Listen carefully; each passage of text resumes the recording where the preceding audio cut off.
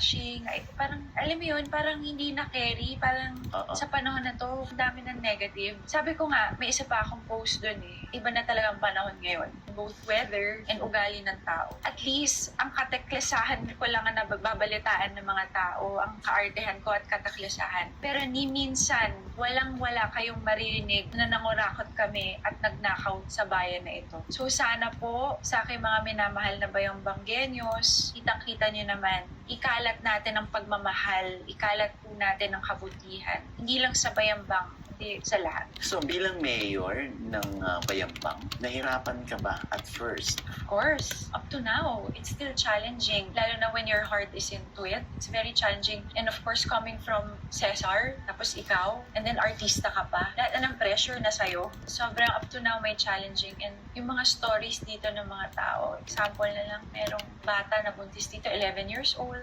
Mga ganong story. Tapos? Pinaanak ko sa private hospital sa Pampanga. Pinasesaryan ko. Tapos binigyan kong bahay, kabuhayan. Mga ganon. Meron kasi kaming battle cry dito sa Bayambang. Revolution laban sa kahirapan. Started during Cesar's term. Yung mandato niya is dapat by 2028, wala nang mahirap or nasa poverty line dito sa Bayambang. Meaning dapat per household is earning 15,000 pesos every month. How do you achieve that? Good governance. Malinis na pamamahala. Simula ng term ni Cesar, walang corruption sa Bayambang. You can ask anyone. There's no corruption here. Actually, abonado pa ako. Abonado pa kami, pamilya here sa bayan na to. I don't have my sweldo My sweldo from Cesar's term to my term, we donated it to the school board. Even Cesar, wala kami sweldo.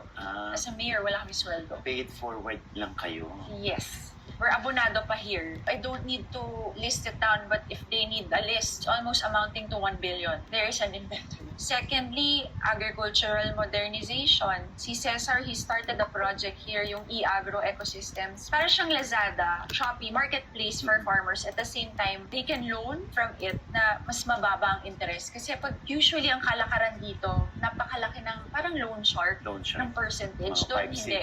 Yes, sobrang kawawa. Ang e-agro, super, the minimalist, the pinaka-minimal amount of interest. And also at the same time, may learning portal siya. Malalaman mo kung anong season yung soil mo, anong ani ang best time isa kayo, e-agro. We started that.